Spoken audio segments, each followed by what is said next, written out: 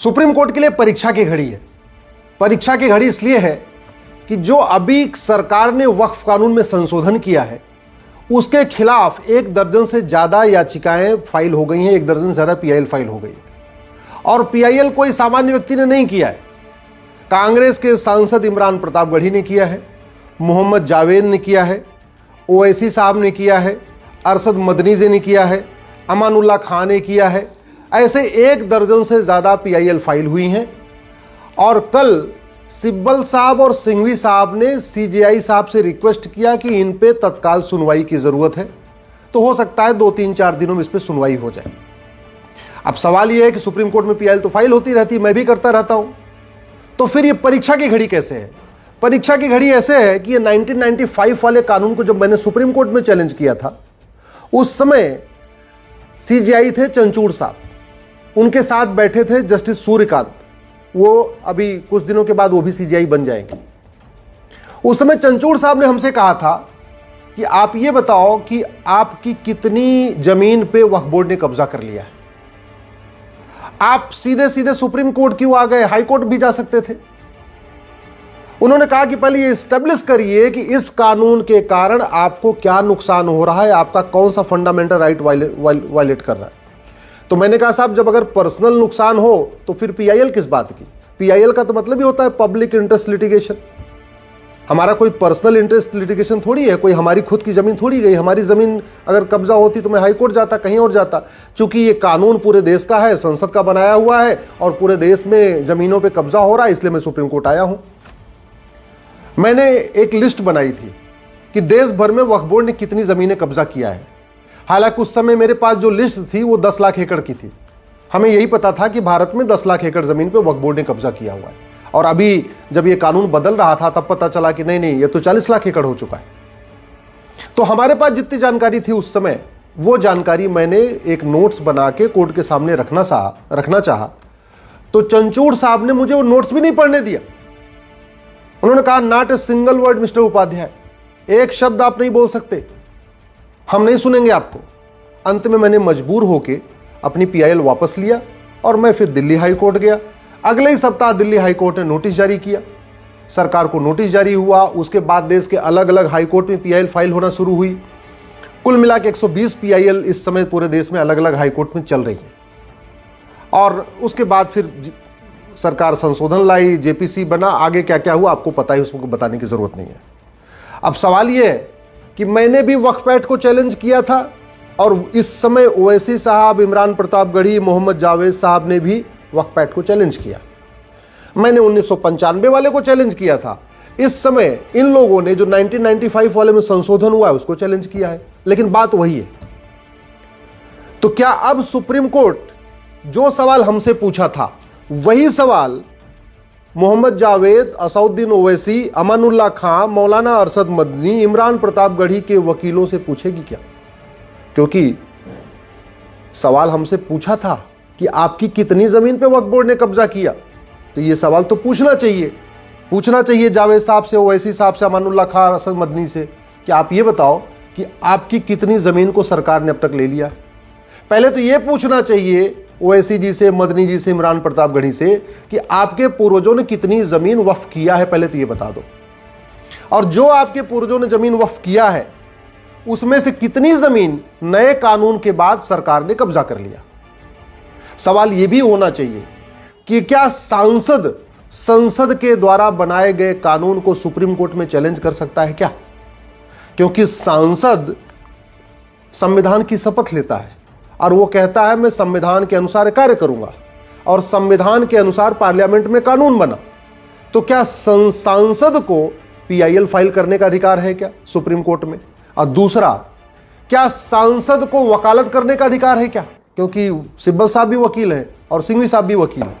मैं इसलिए पूछ रहा हूं कि एक कांस्टेबल भी अपनी नौकरी के दौरान दूसरा काम नहीं कर सकता, चाहे वो थानेदार हो, चाहे हवलदार हो, चाहे वो पेशकार हो, चाहे तहसीलदार हो, चाहे कलेक्टर हो या कप्तान हो। अरे बाकी तो छोड़ो, लॉ कॉलेज का प्रोफेसर भी जब तक नौकरी में है दूसरा काम नहीं कर सकता। जब तक उसको वेतन सरकार से मिल रहा दूसरा काम नहीं कर सकता। इवन टीचर को भी प्राइवेट कोचिंग खोलने का अधिकार नहीं, जबकि जो स्कूल है वो तो 5-6 घंटे ही चलता है। फिर भी सरकार ने नियम बना रखा है कि नहीं, जो सरकारी स्कूल का टीचर है वो कोचिंग नहीं चला सकता, सरकारी डॉक्टर अपनी क्लिनिक नहीं चला सकता, हॉस्पिटल नहीं खोल सकता, ये नियम है। तो फिर सांसद और विधायक जिनको वेतन भत्ता गाड़ी बंगला सब कुछ मिलता है अच्छा कानून बनाने के लिए, जब तक वो सांसद हैं, जब तक वो विधायक हैं, जब तक वो वेतन ले रहे हैं, जब तक वो भत्ता ले रहे हैं, जब तक सरकारी गाड़ी का यूज कर रहे हैं, क्या उनको कोई भी दूसरा काम करने की छूट मिलनी चाहिए? क्या उनको वकालत करने की छूट मिलनी चाहिए? मुझे लगता है सुप्रीम कोर्ट को एक बार इस पे भी ध्यान देना चाहिए। सवाल एक बात यह भी है कि क्या जैसे हमसे सुप्रीम कोर्ट ने कहा था कि आप हाई कोर्ट क्यों नहीं गए, सीधे सुप्रीम कोर्ट क्यों आए, क्या यही सवाल अब सिब्बल साहब से, सिंघवी साहब से पूछा जाएगा? तो क्या यही सवाल इमरान प्रतापगढ़ी, मोहम्मद जावेद, अरशद मदनी, ओवैसी साहब से पूछा जाएगा? और अब तो ज्यादा पूछना बनता है, इसलिए पूछना बनता है कि सुप्रीम कोर्ट कई बार कह चुका है कि अगर किसी मामले पे देश की अलग अलग हाई कोर्ट में मैटर पेंडिंग है तो कायदे से वो मैटर पहले हाई कोर्ट चलना चाहिए और फिर सुप्रीम कोर्ट आना चाहिए। जब 120 PIL फाइल हो गई सुप्रीम कोर्ट में, अलग अलग देश के हाई कोर्ट में, तो मैंने एक ट्रांसफर पिटीशन फाइल किया था और वो ट्रांसफर पिटीशन भी जस्टिस सूर्यकांत साहब की बेंच में लगी थी। तब उस समय जस्टिस सूर्यकांत साहब ने कहा था कि काम करिए, पहले किसी एक हाई कोर्ट का फैसला आने दीजिए, फिर देखेंगे क्या करना है। अभी ट्रांसफर पिटीशन भी एक्सेप्ट नहीं किए। तो अब तो देश भर में 120 PIL फाइल पेंडिंग पड़ी हुई है, हैदराबाद में भी पेंडिंग है, मुंबई में भी पेंडिंग है। सारी ऐसी देश की कोई हाई कोर्ट नहीं है जहां 1-2 PIL पेंडिंग नहीं है वक्फ एक्ट के खिलाफ। और नए वाले जो आ रहे हैं ये भी वक्फ एक्ट के खिलाफ आ रहे हैं। बस हम पुराने वाले कांग्रेस वाले जो कानून था 1995 का, हमने उसको चैलेंज किया, ये लोग जो अभी नया वाला संशोधन है उसको चैलेंज किया। तो अब ये देखना है कि क्या सुप्रीम कोर्ट इन लोगों को, ओवैसी साहब को, इमरान प्रतापगढ़ी को, मोहम्मद जावेद को, मदनी साहब को ये कहती है कि काम करो, अपने हाई कोर्ट जाओ, वहां पहले से ही मामला पेंडिंग है, वहीं जाके पहले अपनी बहस करो, और जब किसी हाई कोर्ट का फैसला आ जाएगा तब सुप्रीम कोर्ट हम देखेंगे। सुप्रीम कोर्ट क्या करता है बहुत जल्दी क्लियर हो जाएगा। क्या सुप्रीम कोर्ट का जो स्टैंड मेरे लिए था वही स्टैंड ओवैसी, मदनी, इमरान प्रतापगढ़ी के लिए रहेगा? क्या जब मेरे जैसा एक छोटा सा वकील बहस कर रहा था, सुप्रीम कोर्ट का वही स्टैंड जब सिब्बल साहब बहस करेंगे, सिंघवी साहब बहस करेंगे, तब भी वही रहेगा? देखना है, 2-3 दिन में क्लियर हो जाएगा। अब बात आती है कि ये वक्फ जो है प्रॉपर्टी, ये हो क्या रहा है? लॉजिक क्या दी जा रही है कि जो मुगलों की प्रॉपर्टी थी वक्फ प्रॉपर्टी हो गई। तो मैं ये पूछना चाहता हूं, क्या जहां तक भगवान श्री राम ने राज किया था वो सारी प्रॉपर्टी हिंदुओं की है क्या? क्योंकि जहां तक भगवान श्री राम ने राज किया था उसमें अब तक 25 देश बन चुके हैं, तो उन फिर 25 देशों की पूरी प्रॉपर्टी हिंदुओं की होनी चाहिए। क्या जहां तक भगवान भरत ने राज किया था वो सारी प्रॉपर्टी हिंदुओं की है क्या? क्या जहां तक राजा युधिष्ठिर ने राज किया वो सारी प्रॉपर्टी हिंदुओं की है क्या? क्या जहां तक चंद्रगुप्त ने राज किया वो सारी प्रॉपर्टी हिंदुओं की है क्या? क्या जहां तक सम्राट अशोक ने राज्य किया क्या वो सारी प्रॉपर्टी सनातनियों की है क्या? मैं इसलिए पूछ रहा हूं कि अगर राजा के हिसाब से फॉर्मूला चलेगा फिर तो मुगलों से शुरू क्यों करना चाहिए, थोड़ा मुगलों के पीछे शुरू करना चाहिए। और जहां पे युधिष्ठिर ने राज किया, भरत जी ने राज किया, भगवान श्री राम ने राज किया, चंद्रगुप्त ने राज किया, अशोक ने राज किया, वहां तो 25 देश बन चुके हैं, फिर तो 25 के 25 देश पूरा हिंदुओं के ही होने चाहिए, वो सारी प्रॉपर्टी हिंदुओं की होनी चाहिए। भाई पिछले 2500 साल में भारत के 25 टुकड़े हुए और 7 टुकड़े तो 1857 के बाद हुआ है, यानी पिछले 200 साल में 7 टुकड़े हुए। तो कायदे से चाहे ये म्यांमार हो, चाहे तिब्बत हो, चाहे अफगानिस्तान हो, चाहे पाकिस्तान हो, चाहे बांग्लादेश हो, ये सारी प्रॉपर्टी फिर तो हिंदुओं की होनी चाहिए अगर राजा के हिसाब से चल रहा है। और अगर नहीं, फार्मूला एक है, तो फिर मुगलों की जमीन वक्फ कैसे हो सकती है? और जब मुगलों की जमीन वक्फ नहीं हो सकती तो मुगलों के नवाबों, मुगलों के निज़ामों, मुगलों के जागीरदारों, मुगलों के जमींदारों, मुगलों के तीमारदारों, मुगलों के रजाकारों की जमीन वक्फ कैसे हो सकती है? भाई बड़ी सीधी सी बात है, शासन बदलता है तो जमीन ट्रांसफर हो जाती है। यानी जब तक मुगल थे, मुगल राज कर रहे थे, उसके बाद अंग्रेज आए, सारी जमीन का मालिकाना हक अंग्रेजों को ट्रांसफर हो गया। अंग्रेजों को ट्रांसफर हो गया, 1947 में देश आज़ाद हो गया, 1950 में संविधान लागू हो गया, सारी की सारी जमीन भारत सरकार को ट्रांसफर हो गई। कल को फिर तो अंग्रेज बोलेंगे कि अंग्रेजों का जहां जहां राज था कॉमनवेल्थ में, पाकिस्तान, अफगानिस्तान, बांग्लादेश, यहां वहां जहां जहां था, फिर तो अंग्रेज बोलेंगे सारी जमीन चर्च की है भैया, क्योंकि राज हमारा था, सारी जमीन क्रिश्चियंस की हो गई। ऐसे नहीं चलता। एक बात और, जो हिंदू पाकिस्तान बांग्लादेश से छोड़ के भारत आए, उनकी जमीन तो वहां की सरकार की हो गई, वहां के बासिंदों की हो गई, वहां के लोगों ने ले लिया। तो फिर जो जमीन भारत के मुस्लिम छोड़ के गए, भाई जब बंटवारा हुआ 47 में, तो पाकिस्तान से हिंदू भारत आए और भारत से बहुत सारे मुस्लिम पाकिस्तान गए, बांग्लादेश गए।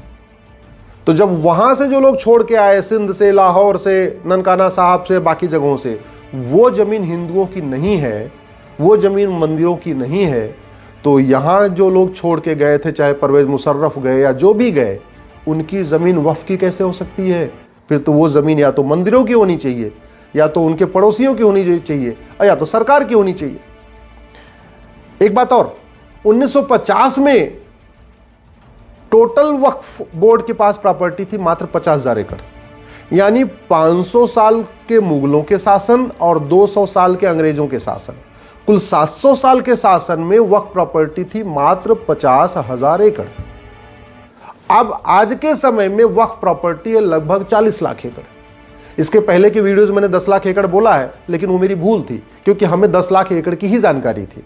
ये 40 लाख एकड़ की जानकारी अभी मुझे हुई है, जब ये वक्फ कानून बदला जा रहा था, तब गृह मंत्री जी ने बताया कि 39 लाख एकड़, और जो उन्होंने 39 लाख एकड़ बताया है, उसमें केरल और बंगाल का डाटा नहीं है। तो अगर केरल और बंगाल का डाटा आ जाएगा तो मैं मान के चल रहा हूं 1 लाख एकड़ और बढ़ जाएगा, यानी 40 लाख एकड़।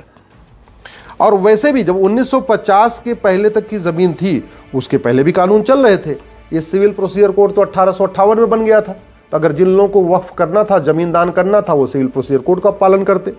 ये सोसाइटी रजिस्ट्रेशन एक्ट 1860 में बन गया था, तो जिन लोगों को अगर वास्तव में दान करना था, हिंदू दान करते थे, तो अपनी जमीन 1860 वाले सोसाइटी रजिस्ट्रेशन एक्ट में रजिस्टर कराते थे। उसके बाद चैरिटेबल ट्रस्ट एक्ट 1920 में बन गया, तो जिन हिंदू, जैन, बौद्ध, सिख ने कुछ दान करना था, तो उन्होंने यहां रजिस्टर कराया।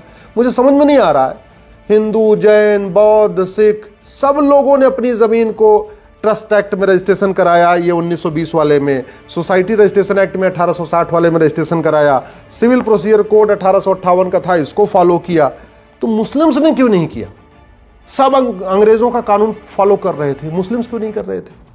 चलो मान लेते हैं भाई, ठीक है, पढ़े लिखे नहीं थे, उनको नहीं थे। लेकिन 1950 के बाद तो संविधान लागू हो गया, और संविधान लागू हो गया उसके बाद तो मुंह जबानी कोई भी चीज होती नहीं थी, कोई भी चीज मौखिक नहीं होती थी, हर चीज लिखित में होती थी। तो जब 1950 के पहले की 50,000 एकड़ जमीन बाहर निकाल भी दे, चलो मान लेते हैं भैया ठीक है, तो जो बाद में 39.5 लाख एकड़ जमीन बढ़ गई, वो तो बाकायदा कागज दिखा के हुई होगी, बाकायदा रजिस्टर करा के हुई होगी, क्योंकि भारत स्वतंत्र हो चुका था, नियम कानून बन चुका था, सबको जो कुछ भी दान करना था बाकायदा रजिस्टर में करना था, लिखित में करना था, गवाहों के साथ करना था। फिर मौखिक में क्या हो गया?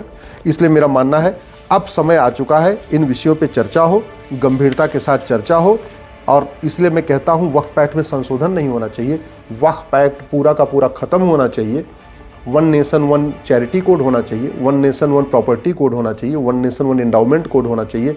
हिंदी में कहेंगे समान दान संहिता, समान धर्मस्थल संहिता, समान संपत्ति संहिता होनी चाहिए, क्योंकि भारत का संविधान मजहब के आधार पर कोई नियम कानून बनाने की इजाजत नहीं देता। एक बार वक्फ बोर्ड तो फिर भी बन सकता है, वक्फ ट्रिब्यूनल तो मजहब के आधार पर हो ही नहीं सकता, बिल्कुल नहीं हो सकता, क्योंकि ट्रिब्यूनल कोर्ट का काम करता है और कोर्ट मजहब के आधार पर नहीं होती है। भारत में 20 ट्रिब्यूनल है, इनकम टैक्स ट्रिब्यूनल है, नेशनल ग्रीन ट्रिब्यूनल है, एनजीटी है, सेल टैक्स ट्रिब्यूनल है, जीएसटी ट्रिब्यूनल है, बहुत ट्रिब्यूनल है, एक भी ट्रिब्यूनल मजहब के आधार पर नहीं है। फिर वक्फ ट्रिब्यूनल क्यों? खत्म होना चाहिए। संविधान मजहब के आधार, और जमीन का फैसला हमेशा रेवेन्यू कोर्ट करती है, सबके ज़मीन का फैसला रेवेन्यू कोर्ट में हो रहा है, तो फिर मुगलों के ज़मीन का फैसला वक्फ ट्रिब्यूनल में क्यों होगा? मेरा मानना है इस पे गंभीरता के साथ जांच होनी चाहिए। और वैसे भी एक तरफ तो कहते हैं मुस्लिम गरीब है, मुस्लिम गरीब है तो फिर दान कर किसने दिया? ओवैसी साहब बता नहीं रहे कि उनके पूर्वजों ने कितना वक्फ किया, मदनी साहब बता नहीं रहे कि उनके पूर्वजों ने कितना वक्फ किया, इमरान प्रतापगढ़ी बता नहीं रहे कि उनके पूर्वजों ने कितना वक्फ किया, मोहम्मद जावेद बता नहीं रहे उनके पूर्वजों ने कितना वक्फ किया, बुखारी बता नहीं रहे उनके पूर्वजों ने कितना वक्फ किया। वैसे बुखारी साहब बुखारा से आए थे, तो उनको तो वक्फ का अधिकार ही नहीं, यहाँ की 1 इंच जमीन पर उनका मालिकाना हक नहीं है। मदनी साहब मदीना से आए थे, इसलिए भारत की 1 इंच जमीन पर उनका अधिकार नहीं बनता। ओवैसी साहब वगैरह सब विदेश से आए, इसलिए यहाँ की 1 इंच जमीन पर उनका हक बनता ही नहीं है। और जिनका बनता भी है तो उनको कागज तो दिखाना चाहिए। अगर मेरी बात ठीक लग रही हो तो इस वीडियो को अधिक से अधिक शेयर करिए, अपने सांसदों को भेजिए, विधायकों को भेजिए। अगर आपके जान पहचान में कोई नेता है, अभिनेता है, लेखक है, बुद्धिजीवी है, पत्रकार है, कलमकार है, उसको ये वीडियो भेजिए। अगर आप किसी जज साहब को जानते हैं, वही वीडियो उन तक भी भेजिए, क्योंकि मामला अब परीक्षा की घड़ी की है। देखना यह है कि सुप्रीम कोर्ट ने जो स्टैंड हमारे जैसे एक छोटे से वकील के लिया, क्या वही स्टैंड सिब्बल और सिंघवी साहब जैसे बड़े वकीलों के लिए भी होता है? सुप्रीम कोर्ट ने जो स्टैंड हमारे लिए लिया, क्या वही स्टैंड ओवैसी के लिए, मोहम्मद जावेद के लिए, इमरान प्रतापगढ़ी के लिए भी लेती है? अब ये देखना है। बहुत जल्दी सुनवाई होगी, दूध का दूध पानी का पानी हो जाएगा।